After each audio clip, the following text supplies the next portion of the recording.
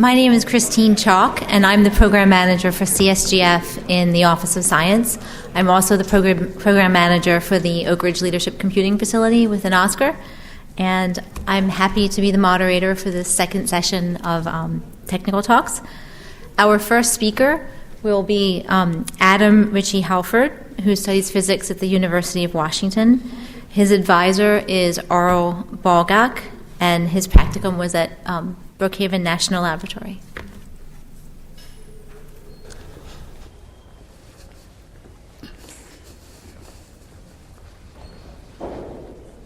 Thank you.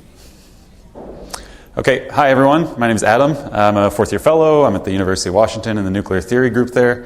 And I want to take a little bit different of a tack this morning and talk to you about some work in progress or some unfinished work. So the agreement there is that I'll open myself up and show some unpublished work to you, and in response, hopefully you can give me your feedback, and maybe we can cross-pollinate ideas. Okay, so I study neutron matter. I ought to define what that is for you. It's not matter in a nucleus, but rather a hypothetical system of nucleons. Nucleon is just an umbrella term for a neutron or a proton of infinite extent, or at least macroscopic extent. If the number of neutrons equals the number of protons, N or Z, we call it symmetric nuclear matter. And if there are no protons, we call it neutron matter. So, like I said, it's an infinite system, but the ratios of particle numbers to volume can be finite. So you can study this at various densities. And you might be thinking to yourself, okay, Adam, that's all well and good, but I've never seen like a cantaloupe of neutrons. So who cares? It turns out that it's a decent first approximation for a lot of physical systems, from neutron-rich nuclei, such as lead-208, all the way to the inner crust of neutron stars.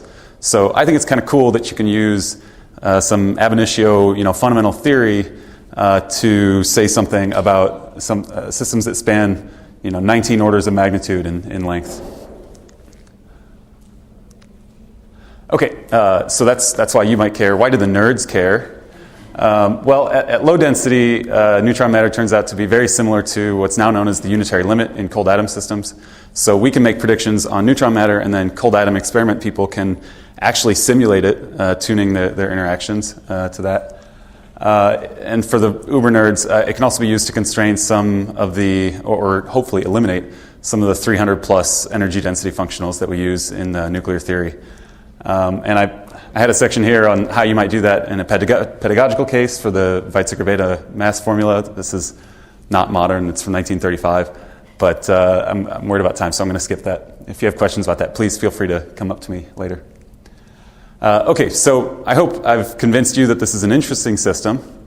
Other people agree, and they've studied it. The ground state properties are pretty well known, and there are several competing equations of state. They have some general agreement. But the excited states remain, as far as I know, completely unexplored. We'd like to understand these excited states to do all the things I told you about before: constrain energy density functionals, reason about neutron stars, neutron-rich nuclei. And in particular, we'd like to use a formalism called the quasiparticle formalism to understand these excited states. So I told you what neutron matter is. Now I need to tell you what quasiparticles are. And I don't have enough time to do it justice, really, but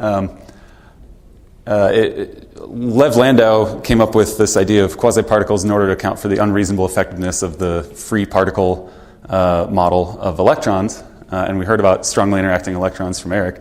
And it's the same sort of deal in nuclear systems. So he proposed that there's this one-to-one correspondence between single particle states of free Fermi gas, or FFG. So for free Fermi gas, this is a representation of the energy levels, and I can designate completely the energy of a system simply by telling you what levels are filled or what levels are unoccupied. And Landau said, well, imagine turning on the strength of your interaction slowly such that we maintain this one-to-one correspondence between states. And we don't know how they move around. They may move around in really wacky ways. But the change in energy of your interacting system is still given by this new quasi-particle energy rather than the kinetic energy of the old states times the change in the occupation number. And so this quasi-particle energy is in general very hard to solve for, and that's what we'd like to get. So this is just repeating what I just told you. The quasiparticle energy is just given by the variation in energy as you add or subtract a particle. We compute it using this convention, where you just take an odd-numbered neutron system and subtract from it the average of the nearby even-numbered systems. There's a whole other hour I could go into on why we use this convention instead of simply subtracting one. It has to do with neutron pairing and superfluidity, and I'm happy to talk to you about that after.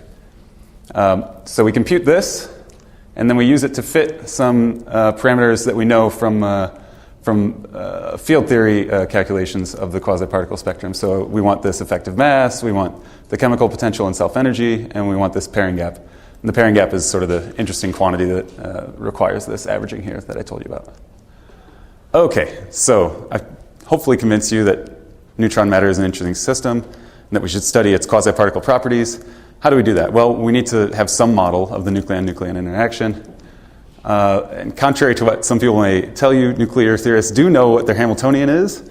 It's just very hard to calculate things with it. So quantum chromodynamics is the fundamental theory of nuclear interactions.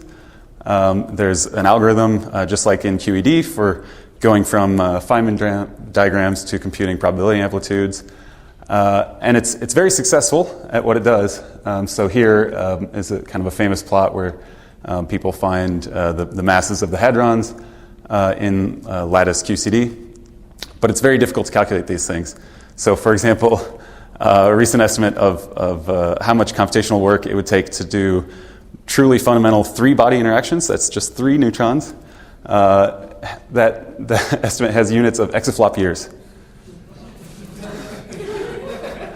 So it's a great project. I think everyone should, the lattice QCD people should keep going, but we want to simulate systems of, say, 300 neutrons. So that's just not tractable during the lifetime of my PhD. So instead, we use different degrees of freedom. We use modern chiral effective field theory. So instead of quarks and gluons, we say that the true or the effective degrees of freedom are neutrons interacting through some meson exchange. So the basic idea of an effective field theory, even if you don't know anything about quantum field theory, is that you pick 2 scales of your problem, and then you expand in powers of the ratios of those scales. So in nuclear theory, we know that the long-range nuclear force, or low-energy nuclear force, is mediated by pion exchange. So it seems natural to pick the pion mass as the soft scale, and the nucleon mass, or neutron mass, as the hard scale, and then expand in powers of Q over delta.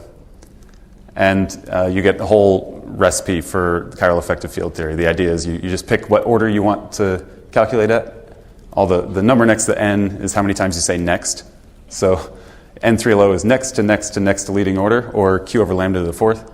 So you pick an order, and then you know all the Feynman diagrams that you have to sum up to get your interaction. There you go. That's your Hamiltonian. Okay, enough physics. How do we actually calculate things? Well, we want to get the ground state of these systems, right? I told you that we can get the quasiparticle energy by subtracting ground states. One idea is to just start with some trial wave function. And by the way, if you see this ket notation, just think of that as some vector, if you're more comfortable with linear algebra. And if you've taken introductory quantum mechanics, you may recognize this as the time evolution operator. So you time evolve, but in imaginary time, there's a missing I, which means it's absorbed into the time. And as time gets long enough, you recover the ground state. In practice, we take many small steps, and we decompose this Hamiltonian into kinetic and potential parts. And this is all just sort of things that make our life easier, but one thing that makes our life harder is that this potential is a many-body potential, right? It's a 2-body or maybe a 3-body potential, and that doesn't scale very well. You get this n-squared scaling as you add states. So one trick to get around that is to use this Hubbard-Stratanovich transformation to turn a square operator into a single operator. See, there's just an e to the a, no a squared over there. And this is just an equality. This is true. There's no approximation here. The price that you pay is that you have to introduce these auxiliary fields, and this is what gives auxiliary field quantum Monte Carlo its name. So these sigma fields are not physical fields. You just have to integrate over them to find their contribution. Okay, so let's recap. I start with some trial wave function. I hit it with all these operators representing the Hamiltonian, and hopefully I get the ground state. But it turns out that interaction is complicated, so I use the Hubbard-Stratonovich transformation, and I pick up these complex sigma fields. And you might be squinting at this and saying, oh, great, I've got an integral of this form. Let's use Gaussian quadrature. I know how to do that. And that's what we do. Okay, let's do that. That turns our sigma field into a 5-state vector of discrete values. So the real part can take 5 possible values. The imaginary part can take 5 possible values at each site on our n, x, y, z, and tau lattice. So that's 25 to the nx, ny, and z, and tau possible configurations. In our simulations, we have a 10-cubed lattice and maybe 300 time steps. So that's 25 to the 300,000 configurations, which is 10 to the 420,000, I think. It's a big number. So I always like to compare big numbers to the number of electrons in the universe, which is about 10 to the 80. So if we turned the entire universe into a computer, we couldn't even enumerate all of these states. So that's why we use Monte Carlo integration. And I'm glad that other fellows in the morning have talked about Monte Carlo a little bit, and I think most of you are probably familiar. But we have one major problem when we're dealing with fermions. Neutrons and protons are fermions. This is how you take an average in Monte Carlo integration. It's just an average over configuration, and each configuration is weighted by some probability factor p. But in general, for fermions, this p is not necessarily strictly positive. So important sampling can't be used. And there's no general solution to this problem. It's been shown to be NP hard. So if you have a solution to this problem, please whisper it to me afterwards, and then promptly forget it. But just because there's no general problem doesn't mean that there aren't specific problems, specific solutions. So some systems are sign problem free. In particular, if your potential is attractive in momentum space, then you're guaranteed a sign problem free evolution. So what we do is we evolve with some sign problem free Hamiltonian and then do the rest in perturbation theory. This sort of works as long as you fit really well. And then your probability measure is related to the overlap of your trial wave function and your time evolved wave function. And if you don't know what a Slater determinant is, that's fine. Just notice the word determinant and realize that if the number of spin up states and spin down states is the same, you wind up with the determinant of some block diagonal matrix where the two blocks are equal. So you get a square, and squares are always positive. So you've avoided the sign problem. And that's what we did. I don't have time to talk too much about this chart, but this is these are the effective interactions that we used. And like I said, this is good when n up equals n down, so those give you the even states. What about the odd systems? Well, this is sign problem avoidance strategy number 2. You just insert 1 in crafty ways into your averages. So here's the average for e to the n. Here's the average for the odd system. Here's a 1 and a 1, and those two together make a 1. And if you squint long enough and compare it to this, you realize, okay, this is just the average of the energy times some probability ratio. So you get a ratio of expectation values, and both of those have positive weight. So that's great, but there's no free lunch, really. The real part of that weighting factor is important, and as you propagate more in imaginary time, it decays into the imaginary noise. So we really need some Goldilocks tau, some Goldilocks time evolution where it's large enough to get to the ground state, but not so large that this decays into the imaginary noise. Okay, I'm starting to run out of time, so I'm going to blast through results here. What does the quasiparticle spectrum look like? Well, one unfortunate thing about working on this problem is that you don't get awesome movies of like hydrodynamics and stuff like that. I plot parabolas for a living. But the parameters of the parabolas are really, really important, guys. So this is what they look like. Like I said, this is ongoing work, so I've not yet included the 3-body forces, but this plot is just to show you that I recover the 2-body energies that are used that are shown in other calculations. But these are only for even systems. I'm able to do it for odd systems. And what I can say with confidence is that the effective mass is basically equal to the neutron mass. So the effective mass ratio is very close to 1. So what I'd like to finish doing is including those three-body interactions to get the pairing potential, which is a really interesting quantity, and calculate a bunch of other fun stuff about neutron matter, add protons, and then eventually do finite nuclei, something like tin 100, which has 50 neutrons and 50 protons. But before I close, I want to use this as like a call to arms for CSGF. Some problems are very simple, but not easy. For example, subtracting two large numbers that are very, very similar, which is basically exactly what I did. And that's a very simple problem. I mean, sure, you have to know something about quantum field theory, and you have to avoid the sign problem in two different ways, but that's really as simple as it gets.